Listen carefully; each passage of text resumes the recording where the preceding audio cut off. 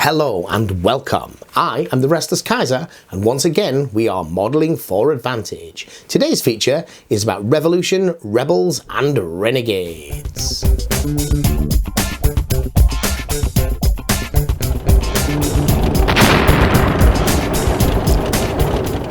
On the news front, the Team Yankee US starter box, the kind of $100, £70 one, which includes the Cobras and the Bradleys, having a look at it, is being released on Friday. I've got mine on pre-order, looking forward to getting that box out of the wrapper.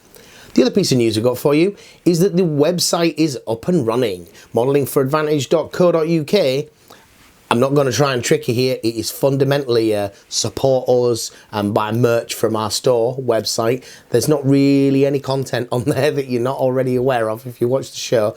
But if you do want to support the show, there are loads of different ways you can do that on the website. Our main feature for this episode then, Revolution, or in my case, to begin with, the Permanent Revolution, which is the Soviet Union. So just on the tablet here, I've got a range of 4 miniatures, show you what I've been doing in relation to our bolt action forces. So this one on the left here is a kind of miniatures as they were. Wasn't very happy with them, thought I needed to do a little bit of work, tidy up the old paintwork and so forth. The second one along, it's just done a little bit of repainting, any scratched work, put a bit of clump foliage on the base. Still not happy. Spent some time thinking about what it was that I didn't like about them and tried a few different things, which brought me to the Commissar figure. So he is, I think he might be Crusader, but he might be Black Tree, a metal figure, but he's got much darker basing. I think the contrast between the uniform and the basing around was one of the problems. But because these other guys were all already based, but they're also, I've got a lot of these Black Tree metal miniatures, and unfortunately I bought them in a time before they had such a comprehensive range. A lot of them are the same. Never been quite happy with them. So the last one is the moving forwards, one step at a time. I thought I would have a crack at some Warlord plastics. So I'm just going to be doing it one squad at a time, just to slowly kind of tartan them up, slowly phasing out some of the metal miniatures, maybe keeping a squad or two and replacing them with more modern looking plastics. Anyway, enough for me from the moment. Let's hear from Mr. Johnny B and what he's got under this particular category. Why, thank you, Kaiser. So this week is Revolutionaries. Nope, got nothing for you. Closest I got to revolutionary is the Spinny Doofer, because it's revolutionary. So let us go and have a look, see what I got. Boop! Spinny Doofer! It is obviously revolutionary, as it kind of revolves. Now, what can I give you? I can give you a grot, there you go. There's a revolutionary, it's a grot. The Grot Revolution, the Red Gobbo, but I don't actually own the Red Gobbo. Got this, that's it, Space Fishman, there you know, quite revolutionary, but that is it. That's my Tau army. Well, run out of stuff. So I can't really do revolutionary, but I can, however, do Renegade. So you may remember this bad boy from the Johnny B takeover. So I've had a little play around with it, rusted it up, dusted it up, and gave that thing some purpose at the back there, which is to spew forth snot, making the land a wonderful place to grow Nurgle's wonderful flora. Isn't that a marvellous thing? That's all I got for you. Renegade! Boop! Oh, that's a real tough one. Hopefully, someone else has got something a little bit better. How about you, Clueless? Woohoo! Hi all. Revolution, Renegades and Rebels. Now I hear the word Rebels and it means one thing to me. Star Wars. I'm of a certain age, as I'm sure many of you watching are, that Star Wars is such a huge part of kind of pop culture for me growing up. So I hear Rebels, I think Rebellion. I think the Rebels from the first 3 original films. So how to turn that to gaming? Well, I have for many years partaken in Star Wars role-playing games. From this one, which is the very original one from West End Games. A really fabulous game. I played this throughout school and for a few years afterwards as well. hundreds of adventures played from it, absolutely loved it. The license has changed hands a few times. It went to Wizards of the Coast. They produced 2 different versions of the game. The second version being this one, which is the one I still play today. Fantasy Flight Games bought the license after them and produced a series of games, which I believe they've stopped supporting now. But I played them once and I wasn't hugely enamoured with the system. It used weird dice. It just wasn't Star Warsy enough for me, so we went back to this system. And in Star Wars role-playing games, you can play in any part of the universe, but often you find yourself drawn to playing Rebels, to participating in the kind of like upcome and destroy of the Death Star, fighting Darth Vader, those kind of things. There's lots of space in that part of the universe to fulfill yourself doing lots of important stuff that doesn't encroach upon the films, but it can do if you want to. Obviously, the makers of the games feel that they do because they bring out books like this one. This was the Rebel Alliance sourcebook for the very original game. And look, many years later, they bring out another one, which is the Rebel Alliance sourcebook for this version of the game. It shows that it really is a core of the setting. There's loads of inspiration out there. The cartoon called Rebels is an excellent cartoon, far more adult storylines than you'd think from a cartoon. If you haven't watched it, I'd highly recommend. The campaign we're currently playing, which I'm GMing, is kind of based on doing similar stuff to what they're doing in the build-up to forming the Rebel Alliance before the Empire kind of starts building the Death Star and such. So I would highly recommend, if you like role-playing games, you like Star Wars, there's a marriage made in heaven out there ready to welcome you. Go and have a game. Hey guys, it's Jason from Battle Knights, and this week's topic is Revolution. So the first thing that came to mind was the board game Revolution from Steve Jackson Games. A really fun, interesting bidding game where you bid behind closed shields and you're bidding against the other people to control certain beneficiaries of the town and the village and so on. That was really fun game, and I'll put a link below so you can go check out my review. But then I thought of another thing that I could show you guys, and it's a project that I started, or as all of you are familiar with, as wargamers, we start projects that we'll never finish, and this is one of those. So let's get to the table and I'll show you that. So what you're looking at here is some figures from Warlord Games, as you can tell, the base underneath there.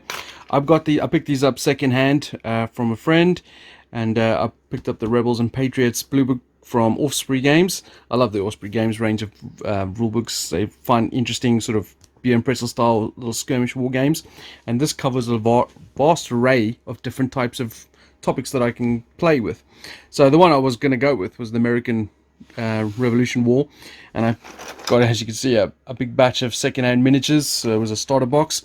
I brought out the first one, painted him up, started getting the rest prepped up, and this is probably a year and a half ago which I did this, and it went into my box of Tower of Drawers, which is my projects, which goes up there, as you can see.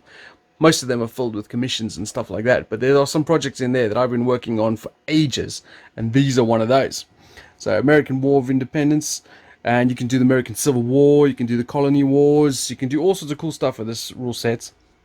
So I was going to hopefully get this American side done, and then a friend of mine, Chris, was going to do the British side, and hopefully one day we'll still do that, but it's unlikely. As the new projects come in, old projects seem to fill out to the back.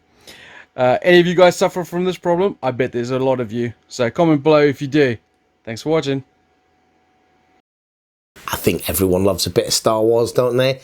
Really wanted to put some music in that, but I suspected the copyright claims would be all over this video. So if you were expecting some, I am sorry about that. So for those of you that follow the channel closely, one of the other projects that we've been having on the back burner for quite a while is another rebel force, this time the Confederacy of the South.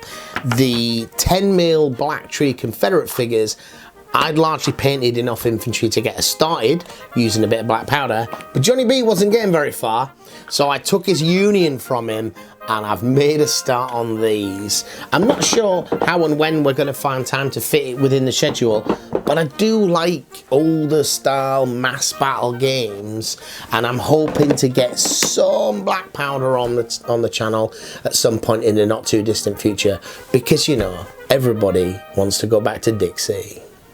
Returning to the Permanent Revolution, let's hear from Mr. James Workshop. Hello everybody, this week's video is Revolution. I've been really busy with the video from Crusade last week, so just a super quick video this week to show how things have been coming along with my Flames of War Soviet force. So let's have a quick look. Here are the 3 tanks that would be required to play the Stalingrad starter set. I have a Valentine now, which I didn't have previously. The tracks are still yet to be painted. The infantry, the SMG units, which can be used as a storm group also, have got some paint on them now. The uniform is Russian uniform World War II from Vallejo, and the helmets are MiG Russian tank, I want to say.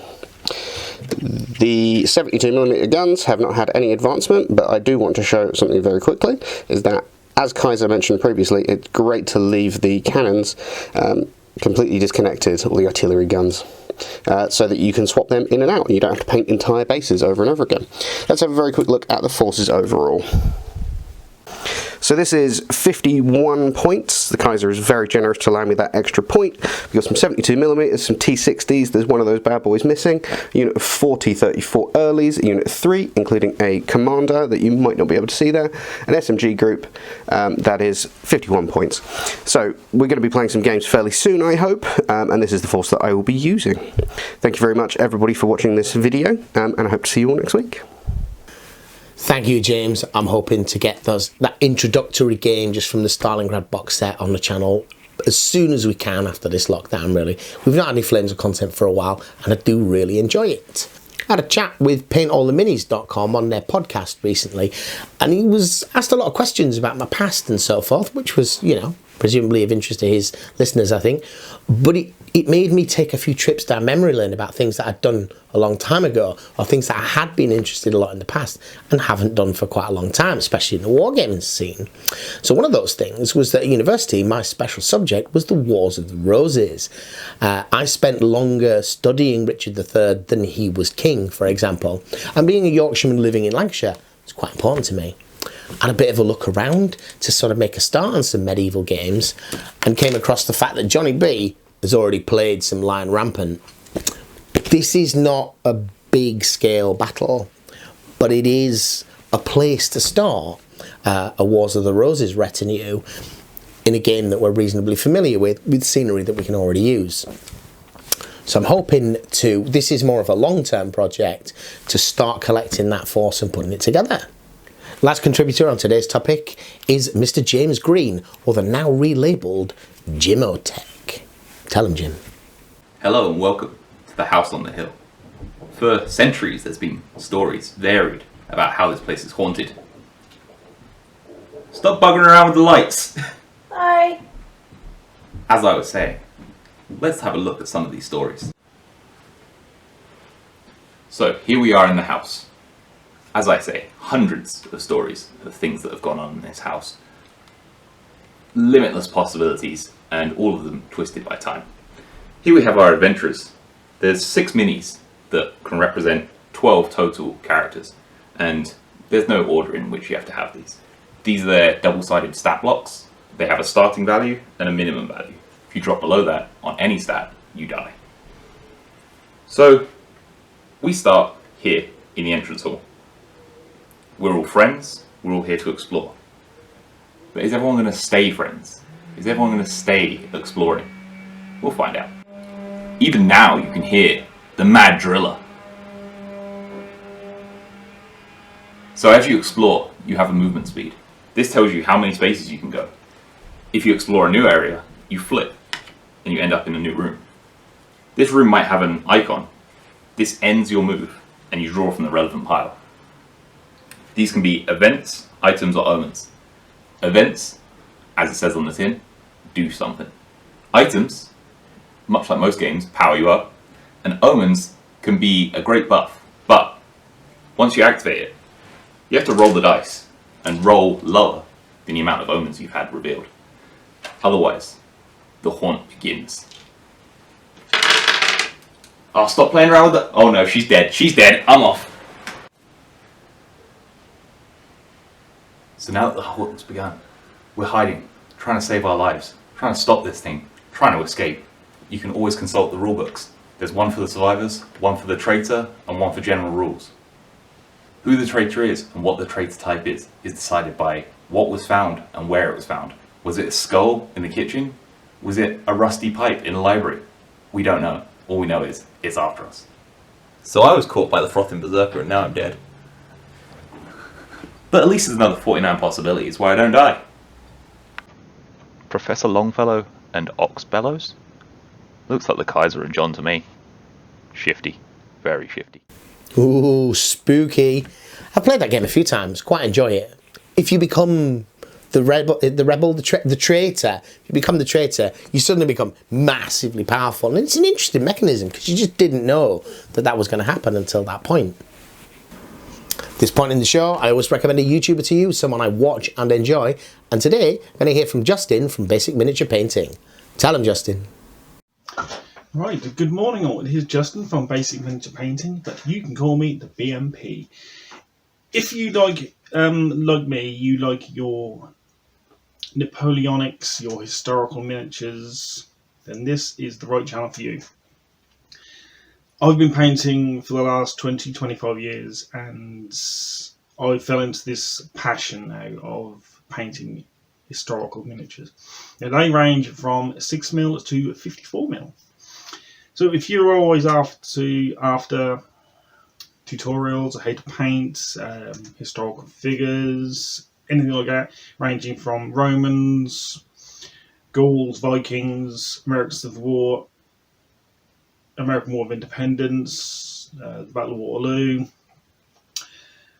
World War I, World War II, then this is the channel for you. Thank you.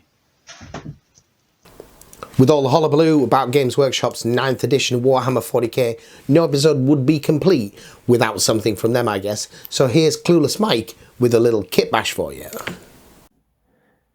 So here I've got my kit-bashed Huron Blackheart. Huron Blackheart is a Chaos Space Marine character that led a massive rebellion against the Imperials, against the Emperor's rule, by forming loads of Space Marine chapters under his command and basically refusing to pay the Imperial tithe, took over his home sector, and then started going around nicking gene seed from other Imperial Space Marine chapters. So the model that's out for this, you may well have seen, is hideous, really. It's really spindly, it's got really weird hand with his power fist on. It's just an awful model in my opinion. So I decided to kit bash my own. So this is one of the chosen Space Marines from I think the Dark Vengeance box set, which are all great models, far too good for kind of like line infantry as it were. So I took that model and have done a few special modifications. It comes with a power axe, which is something that Huron is armed with, so I've kept that. But it didn't come with a power fist, so I lopped this. It's kind of like a power fist come lightning claw, which is perfect for Huron. So I lopped the normal arm off this model and glued another one from the chosen from that set on there. I've given him at the back there, you can see he's got an iron halo because he gets one to get his 4-up invulnerable save. He's also armed with a heavy flamer. So on the back, the normal model comes with a bolt gun there. So you can see I've clipped bits of the bolt gun off and I've glued the end of a heavy flamer on to show that he's got that on the model. Lastly, the model comes with, sorry about the camera shake there, the model comes with a little familiar called a Hamatra or something like that. So I have used this little one here that comes with the Chaos Space Marine Terminator kit. You get loads of great bits in that, and I use this for the Hamamatra. Sure, I'm pronouncing that wrong, but that is my take on Huron Blackheart. Partly painted so far. We'll get him done one day along with everything else. That's all we've got for you this week, folks. So where you can, stay home and stay safe and take care of each other. And thank you for watching. Bye-bye.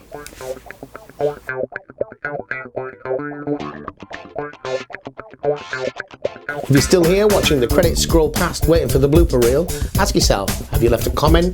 Did you like the video? Do you subscribe to the channel? Thank you.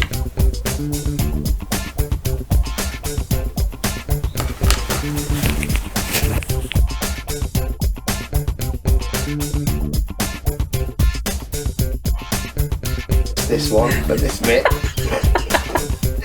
Okay, yeah, you look like a total Dave.